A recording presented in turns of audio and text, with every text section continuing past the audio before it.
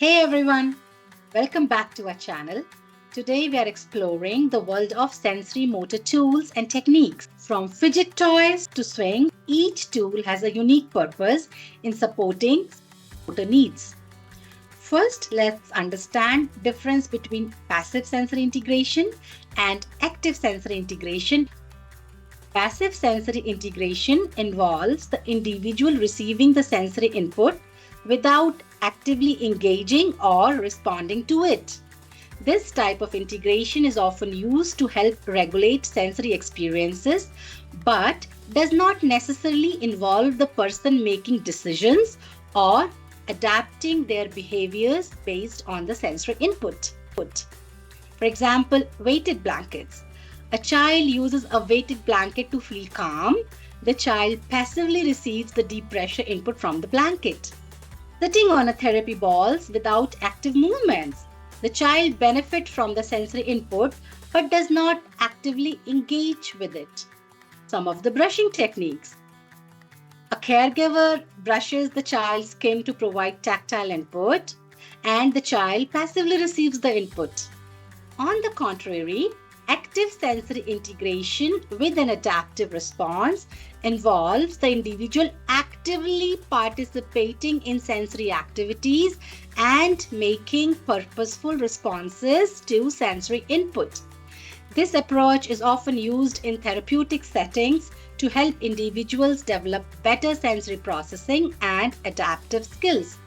Examples are obstacle courses.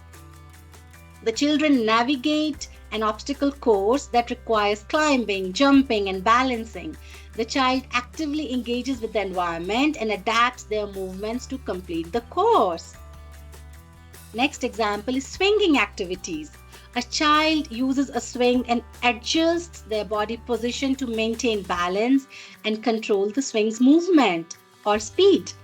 This active participation helps integrate vestibular input and develop motor planning skills. A very good example is interactive play. Engaging in play activities that require decision making and problem solving, such as building with blocks or playing a game that involves following rules and adapting strategies, is a very good example of active sensory integration. In summary, passive sensory integration involves receiving sensory input without active engagement, while active sensory integration with an adaptive response involves purposeful actions and decision making in response to sensory input.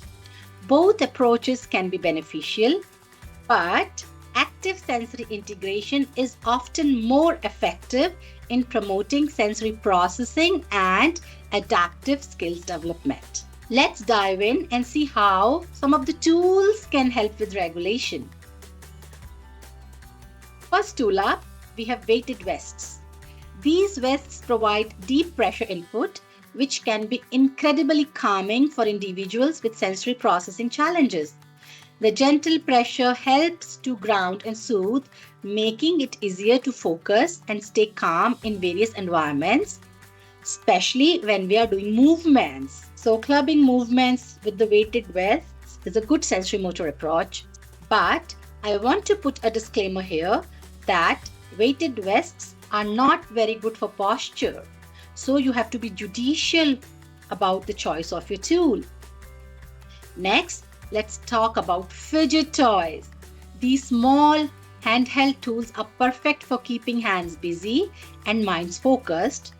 Whether it's a fidget spinner or a stress ball or a tangle toy, these tools can help reduce anxiety and improve concentration by providing tactile and proprioceptive input. And sometimes we can use soft, bouncy fidget toys to replace the ball and play throw and catch with it, and it's gonna be fun. The third, swings. They are fantastic sensory motor tools. The rhythmic motion of swinging can be very soothing and helps with vestibular input, which is crucial for balance and spatial orientation. Swings can be used for both calming and alerting purposes, depending on the type of swing and the speed of movement. If we have an option to have just one equipment at home, then it should be the Lycra swing. Let us not forget about sensory bins. These bins are filled with materials that provide different tactile experiences. Digging hands into a bin of rice, beans, or sand can be incredibly grounding and help with tactile exploration and fine motor skills. The fifth one, the famous therapy balls, also known as exercise balls, are great for providing proprioceptive input. Sitting on a therapy ball can help improve posture and core strength while also offering a fun way to engage in movement activities that promote regulation.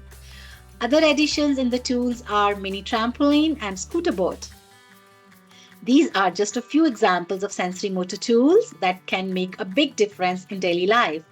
Each tool has its own unique benefits and can be used in various ways to support sensory regulation.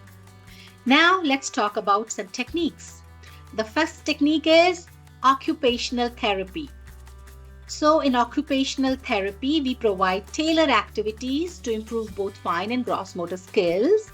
And some of the examples are handwriting practice, cutting with scissors, and balance exercises. Second is physical therapy. Physiotherapy enhances gross motor skills, posture, and movement coordination. And examples are walking, jumping, and climbing exercises. The third kind is sensory integration therapy, which helps individuals become more aware of their bodies and surroundings. And the examples are swinging, bouncing, deep pressure activities. The fourth one is play-based learning. It encourages motor skill development through play. And examples are obstacle courses, ball games, and interactive toys. A very good example is parent-led exercises. So simple exercises at home can improve motor skills very significantly. For example, catching a ball, walking on a being balance, and threading beads. The sixth technique is using visual schedules. Visual schedules help individuals understand and anticipate the daily routines, and it reduces anxiety and creates a predictability. So we can use pictures or symbols to represent different activities and transitions. In today's list, the last but not the least, the technique which I am giving is co-regulation. The parents put the mind into the mind of the child, and the child learns about his body, his feelings, and his senses through a mindful interaction with the caregiver, and learns that this is me and this is you. These tools and techniques can be highly effective in supporting sensory regulation and motor skill development for individuals with autism. Tailoring these approaches to the individual's specific needs and preferences is key to their success. Hi, I'm Adya. I'm going to be showing you some movements which you can use while playing with your children in a fun way. So the first movement Adya is showing is the translation movement from supine. So generally children are like this. Then children move on their sides. And then, then they sit. Again, they play with some toys. They come to their sides again and go to supine. The second movement Adya is showing is rotation with flexion. Yes, and rotation with extension. So when the body is coming in the front, that's the flexion happening, as well as the trunk is rotating. And when the body is going towards the back, the hand is going towards the back, that is extension, while the trunk is rotating. The third movement Adya is showing is prone extension. So Adya is lying on her belly and doing a Superman pose. So where both the legs are up and the hands are also up. Yes. So you can help your children to be in this pose by putting cushions under their chest. The fourth movement which Adya is showing is the supine flexion. So Adya is going to lie on her back and she will do the crunches. So this you can include in some games like while playing ball or high fives or high tails. Next one Adya is demonstrating is lateral flexion with her trunk, where she has to bend her trunk sideways. Yeah. So see, so many things you can play this way. This is lateral flexion. Next Adya is showing is trunk rotation. So her legs are fixed and are not going to move, but she's moving her trunk from. So you can really play games like passing the balls, high fives, and other stuff. Next one Adya is showing is the crawling. Simple crawling, which is basically bilateral use of the body in coordination. Yeah, so she has shown both forward and backward crawling. Next is the cross crawls, where she's going to touch her knees with the opposite hands.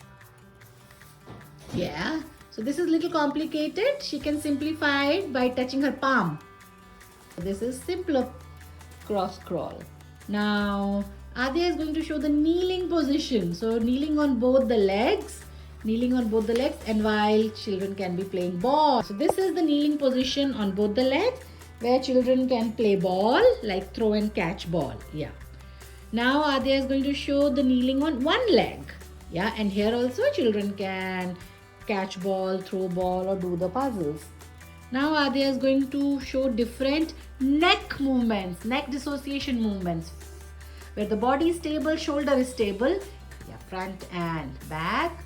Then the rotation, yeah, both the sides. And now side bending, which is flexion and extension, side bend. Same way we can use these dissociation movements with shoulders, where shoulders can do different activities, yeah, and increase the range of motion. Now weight shifts, forward and backward while say playing ball. Yeah, so while catching and throwing a ball. So this is the weight shifts which we require. So a lot of games can happen around it. Now the lateral weight shifts, where the children they move or they shift their weight laterally. Now Adya is going to show climbing, say climbing on a ladder. So she is going to use the opposite sides consecutively. So this is very important, where the hands have to stretch and the oblique muscles have to develop. And it will be very good if we can make our kids do these movements, say in a smaller space also, to get the body position. Now they are showing the last movement, which is umbrella breathing or the diaphragmatic breathing. Yes. So this is the breathing which has to happen from the diaphragm. So you can hold the children's diaphragm from the sides, from behind, which Adya is doing herself. And you have to cue the children. So inhale, exhale. So in few iterations, children will learn it. Yeah. So cueing has to be very, very gentle, Adya. You don't have to take your hands so away. Very little, yeah. Very good. Very little, like just few millimeters. But even 1 millimeter. That's all. This is just a cueing. Yeah, but please remember that you have to hold your children's diaphragm from behind. It's a cueing. I hope you have fun trying this out with your children. Yes. Thank you. So now the question arises again, how can PlayStit help? As you all know by now, PlayStit offers an online self-paced course on understanding sensory integration designed for therapists, doctors, parents, educators, and university students. If you are a parent, this course is particularly crucial for understanding your child and providing the optimal support, which I refer as just right support. For more details on the course, please refer to the course description.